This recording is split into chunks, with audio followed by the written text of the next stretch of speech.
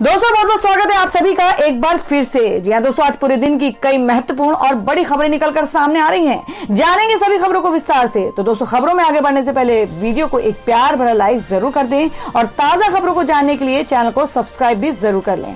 तो देखते हैं पहली बड़ी खबर क्या निकल कर आ रही है। दोस्तों, आज की पहली बड़ी खबर निकल कर आ रही है। आपको बता दें कि ट्विटर पर उठी रामदेव की गिरफ्तारी की मांग, WHO के नाम पर फ्रॉड करने का आरोप। जी आपको बता दें कि योग गुरु बाबा रामदेव ने बीते 19 फरवरी को कोरोनिल नामक एक दवा लॉन्च किया था। इस कार्यक्रम में बाबा रामदेव के साथ केंद्रीय मंत्री हर्षवर्धन और नितिन गडकरी भी मौजूद थे। बाबा रामदेव ने कोरोनिल को लेकर दावा किया था कि यह दवा विश्व स्वास्थ्य संगठन से प्रमाणित है, लेकिन WHO के द्वारा इस दावे को खारिज किए जाने के बाद बाबा रामदेव की गिरफ्तारी की मांग उठने लगी है। जी आपको बता दें कि बाबा रामदेव की गिरफ्तारी की मांग करते हुए पूर्व IAS सूर्य प्रताप सिंह ने ट्विटर पर दिल्ली पुलिस को टैग करते हुए ट्वीट किया है। सूर्य प्रताप सिंह ने लिखा है कि दिल्ली पुलिस, क्या आप बाबा रामदेव को WHO के नाम पर फर्जी सूचना फैलाने और लोगों को बहकाने के आरोप में गिरफ्तार करेंगे। साथ ही सूर्य प्रताप सिंह ने लिखा है कि ये एक अंतर्राष्ट्रीय धोखाधड़ी है और इसमें कड़ी कार्रवाई की जानी चाहिए। जी आपको बता दें कि कोरोनिल दवा को लेकर बाबा रामदेव की कंपनी का कहना था कि इस दवा को विश्व स्वास्थ्य संगठन की सर्टिफिकेशन स्कीम के तहत आयुष मिनिस्ट्री से सर्टिफिकेट ऑफ फार्मास्यूटिकल प्रोडक्ट मिला हुआ है। बाबा रामदेव के इस दावे के बाद WHO ने बयान जारी करते हुए कहा था कि उन्होंने कोरोना की किसी भी पारंपरिक दवा को मंजूरी नहीं दी है। कोरोनिल के लॉन्चिंग के बाद रामदेव की कंपनी ने बयान जारी करके कहा था कि सर्टिफिकेट ऑफ फार्मास्यूटिकल प्रोडक्ट मिलने के बाद अब इसे करीब 158 देशों में निर्यात किया जा सकता है। पिछले साल जून के महीने में भी कोरोना महामारी के दौरान बाबा रामदेव ने इस दवा को लोगों के सामने पेश किया था, लेकिन बाद में बाबा रामदेव को गंभीर आलोचनाओं का सामना करना पड़ा। आपको बता दें, कोरोनिल के कार्यक्रम में केंद्रीय स्वास्थ्य मंत्री डॉक्टर हर्षवर्धन के मौजूद रहने पर इंडियन मेडिकल एसोसिएशन ने सवाल खड़े किए हैं।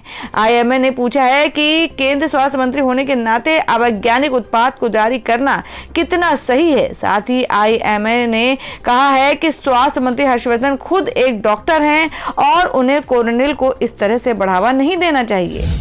और दोस्तों, मैं अगली खबर में आपको बता दें जो कि पंडुचेरी से है। जी आपको बता दें कि फ्लोर टेस्ट में फेल हुए CM नारायणसामी, पंडुचेरी में गिरी कांग्रेस की सरकार। जी हम बात कर रहे हैं कि एक बड़ी खबर पंडुचेरी से है, जहां V नारायणसामी सरकार विधानसभा में सोमवार शक्ति परीक्षण के दौरान को बहुमत साबित करने में नाकाम रही, जिसके बाद राज्य में कांग्रेस की सरकार गिर गई है। आपको बता दें कि 5 कांग्रेस विधायकों और एक द्रमुक विधायक के रविवार को इस्तीफा देने के बाद V नारायणसामी के लिए समस्या पैदा हो गई थी। हालांकि वो दावा कर रहे थे कि उनके पास पूर्ण बहुमत है और वो आसानी से अपना बहुमत साबित कर देंगे, लेकिन ऐसा हो नहीं पाया। हालांकि विश्वास मत पेश करने से पहले उन्होंने पूर्ण राज्य की मांग की। नारायणसामी के पास 9 विधायकों के अलावा 2 DMK और एक निर्दलीय विधायक का समर्थन था, यानी कि उनके पास 12 विधायक थे, जबकि मैजिक आंकड़ा 14 का था, जिसकी वजह से शक्ति परीक्षण में नारायणसामी को नाकामी झेलनी पड़ी।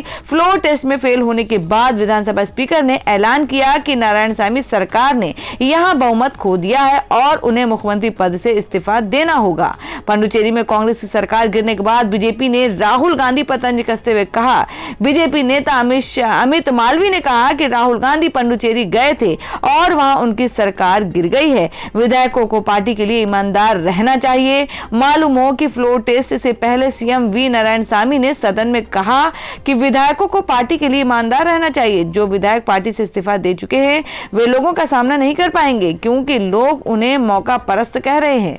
साथ ही उन्होंने आरोप लगाया कि पूर्व उपराज्यपाल किरण बेदी और केंद्र सरकार ने विपक्षियों के साथ मिलकर सरकार गिराने की कोशिश की। हमारे विधायकों की एकजुटता की वजह से हम पिछले 5 साल से सरकार चला रहे हैं, लेकिन सरकार ने हमारी तरफ से अनुरोध के बावजूद फंड न देकर पंडुचेरी की जनता को धोखा दिया है। उसने हमेशा हमारे रास्ते में रोड़े अटकाए हैं। और दोस्तों अगली खबर में आपको बता दें कि देश में कोरोना की दूसरी लहर, महाराष्ट्र, केरल समेत इन राज्यों में बढ़ता कहर, हर रोज बढ़ रहे हैं मामले। जी हां, बात कर रहे हैं कि देश में पिछले 24 घंटे के दौरान राजधानी दिल्ली, महाराष्ट्र, पंजाब, कर्नाटक और मध्य प्रदेश सहित 14 राज्यों और केंद्र शासित प्रदेशों में कोरोना के सक्रिय मामले बढ़े हैं। महाराष्ट्र में सबसे ज्यादा 4,519 मामले बढ़े हैं, वहीं पंजाब में 136, कर्नाटक में 58, मध्य प्रदेश में 57 और दिल्ली में 46 मामले बढ़े हैं। इसी तरह हरियाणा, गुजरात, छत्तीसगढ़, चंडीगढ़, बिहार, आंध्र प्रदेश, जम्मू कश्मीर, ओडिशा और पुडुचेरी में भी सक्रिय मामलों में वृद्धि हुई है। और दोस्तों मैं अगली खबर बता दें कि पतंजलि की कोरोनिल दवा पर आईएमए ने जताई नाराजगी, केंद्र स्वास्थ्य मंत्री से मांगा जवाब। जी हां, आपको बता दें कि योग गुरु बाबा रामदेव की कंपनी पतंजलि ने सोमवार को कथित तौर पर कोरोना के इलाज में सहायक दवाई कोरोनिल टैबलेट को लॉन्च किया था। ये लॉन्चिंग केंद्रीय स्वास्थ्य मंत्री डॉक्टर हर्षवर्धन और केंद्रीय परिवहन मंत्री नितिन गडकरी की मौजूदगी में हुई थी। सरकार के दोनों मंत्री उद्घाटन कार्यक्रम का हिस्सा थे। आपको बता दें कि इस कार्यक्रम में पतंजलि ने दावा किया था कि उनकी दवाई कोरोना के खिलाफ इलाज में सहायक होगी और इसे आयुष मंत्रालय के साथ साथ WHO से भी प्रमाणिकता मिली है, लेकिन WHO ने पतंजलि के इस दावे को खारिज कर दिया है। अब आईएमए ने भी इस पूरे मामले पर नाराजगी जाहिर की है। जी आपको बता दें, वहीं बाबा रामदेव ने 19 फरवरी को कहा था कि कोरोनिल टैबलेट को आयुष मंत्रालय से और विश्व स्वास्थ्य संगठन से मंजूरी मिल चुकी है। हालांकि पतंजलि के प्रबंध निदेशक आचार्य बालकृष्ण ने बाद में एक ट्वीट कर कहा था कि हम किसी भी तरह के भ्रम को दूर करते हुए ये बताना चाहते हैं कि कोरोनिल के लिए हमारे WHO GMP आज्ञाकारी COPP प्रमाण पत्र DCGI भारत सरकार द्वारा जारी किया गया है। ये स्पष्ट है कि WHO किसी भी ड्रग को स्वीकार या अस्वीकृत न करे। WHO दुनिया भर के लोगों के लिए एक बेहतर स्वस्थ भविष्य के निर्माण के लिए काम करता है। और दोस्तों में अगली बड़ी खबर निकल कर आ रही है कोयला स्मगलिंग के हवाले से। जी आपको बता दें कि CBI अभिषेक बनर्जी की पत्नी नरूला से करेगी पूछताछ, साली मेनका के घर पर पहुंची CBI। जी हां, आपको बता दें कि पश्चिम बंगाल में विधानसभा चुनाव जैसे जैसे करीब आ रहा है, बीजेपी और TMC की राज्य सरकार के मध्य तनाव बढ़ता ही जा रहा है। इसी के बीच CBI ने रविवार को प्रदेश के CM ममता बनर्जी के भतीजे अभिषेक बनर्जी के आवास पर पहुंचकर उसकी पत्नी रुजिरा नरूला के नाम पर कोयला स्मगलिंग केस के संबंध में नोटिस दिया। CBI ने अभिषेक बनर्जी की साली को भी नोटिस दिया। इसके बाद अब दोनों को CBI के सामने पेश होना होगा।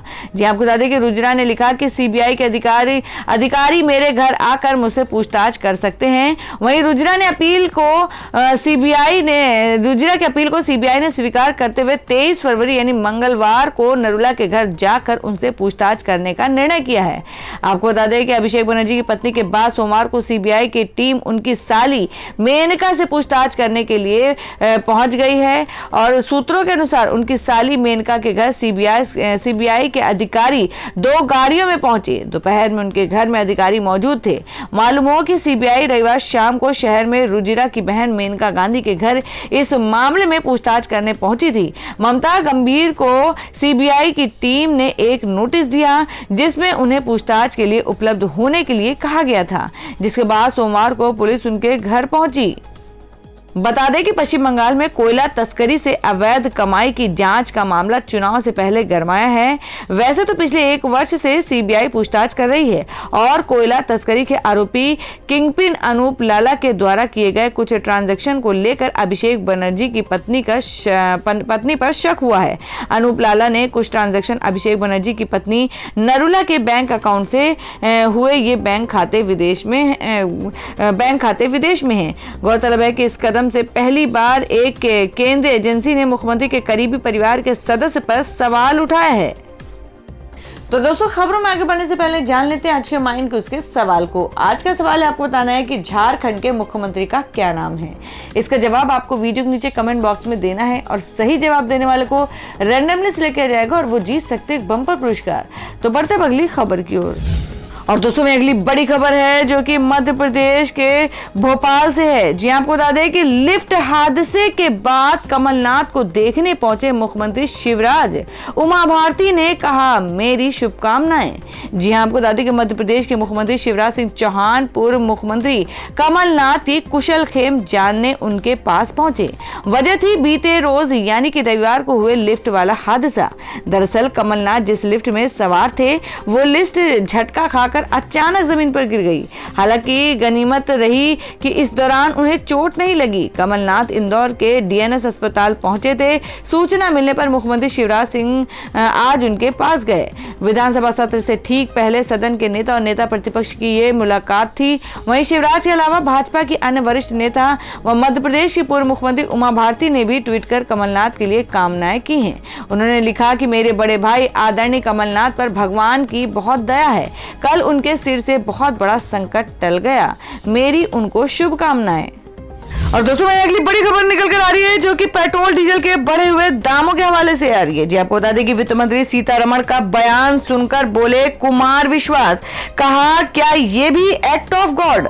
जी आपको बता दें कि पेट्रोल डीजल के बढ़ते दामों में जहां आम लोगों के लिए सिर में दर्द पैदा कर दिया गया है, विरोधी दल इस मुद्दे पर सरकार को घेरने का हर संभव प्रयास कर रहे हैं। तो वहीं इसी बीच वित्त मंत्री निर्मला सीतारमण ने इस मुद्दे पर बयान देकर सबको चौंका दिया है। आपको बता दें कि सीतारमण ने कहा कि ये एक विवादास्पद मुद्दा है। पेट्रोल और डीजल की कीमतें ऑयल मार्केटिंग कंपनियां तय करती हैं, इससे सरकार का कुछ लेना देना नहीं है। केंद्र और राज्यों दोनों को ही तेल की कीमतें कम करने के लिए मिलकर बैठकर बातचीत करनी चाहिए और इस मसले का हल निकालना चाहिए। जिसके बाद कवि कुमार विश्वास ने वित्त मंत्री पर तंज कसा है। उन्होंने ट्विटर पर वित्त मंत्री के बयान का वीडियो शेयर करते हुए लिखा है, ईश्वरीय कृपा अर्थात एक्ट ऑफ गॉड। कवि कुमार विश्वास का ये ट्वीट इस वक्त सोशल मीडिया पर तेजी से वायरल हो रहा है। लोग इस पर काफी कमेंट कर रहे हैं। मालूम हो कि इससे पहले पेट्रोल डीजल और रसोई गैस की बढ़ती कीमतों पर चिंता व्यक्त करते हुए कांग्रेस अध्यक्ष सोनिया गांधी ने पीएम मोदी को पत्र लिखा था। उन्होंने सरकार से इसका हल निकालने की मांग की है। आपको बता दें कि पेट्रोल डीजल और रसोई गैस की बढ़ती कीमतों ने लोगों के घर का बजट बिगाड़ दिया है। सोनिया गांधी ने अपने पत्र में लिखा, मैं आपसे अनुरोध करती हूं कि इन बढ़ोतरी को वापस लें और हमारे मध्यम और वेतनभोगी वर्ग, हमारे किसानों और गरीबों और हमारे साथी सैनिकों को लाभ दें। सोनिया गांधी ने कहा कि ये कीमतें ऐतिहासिक एवं अव्यवहारिक हैं। और दोस्तों में अगली बड़ी खबर में बता दें कि भाजपा का ममता बनर्जी पर हमला। कहा ममता बनर्जी की सफेद साड़ी और हवाई चप्पल सिर्फ बहाना, अब सच उजागर हो रहा। जी हां, आपको बता दें कि पश्चिम बंगाल विधानसभा चुनाव प्रचार के दौरान पहली बार भारतीय जनता पार्टी ने सोमवार को मुख्यमंत्री ममता बनर्जी की निष्ठा और उनकी छवि पर सवाल उठाया।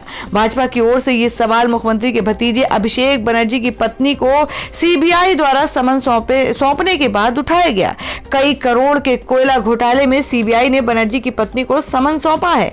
आपको बता दें पश्चिम बंगाल में भाजपा के प्रचार के लिए पहुंचे मध्य प्रदेश के गृह मंत्री नरोत्तम मिश्रा ने कहा कि कोयला घोटाले में ममता बनर्जी की संलिप्तता के बाद जनता उन्हें डराएगी। अब सब कुछ उजागर हो रहा है। वह अपनी हवाई चप्पल, सफेद साड़ी, सादा जीवन, उच्च विचार का बहाना बनाती हैं। प्याज की तरह सारी परतें धीरे धीरे खुल रही हैं। बता दें अप्रैल मई में बंगाल में चुनाव हो सकते हैं। बंगाल में सियासी पारा रविवार दोपहर के बाद से तब और बढ़ गया जब सीबीआई की टीम टीएमसी नेता अभिषेक बनर्जी के दक्षिणी कोलकाता स्थित आवास पर उनकी पत्नी रुजिरा बनर्जी के खिलाफ समन लेकर पहुंची। 5 सीबीआई अधिकारियों ने सोमवार को उनकी बहन मेनका गंभीर से दक्षिणी कोलकाता के उनके आवास पर करीब 3 घंटे तक पूछताछ की। और दोस्तों में अगली बड़ी खबर बता दें कि मेट्रोमैन ई श्रीधरन के बाद क्या उड़न परी पीटी उषा भी होंगी भाजपा में शामिल।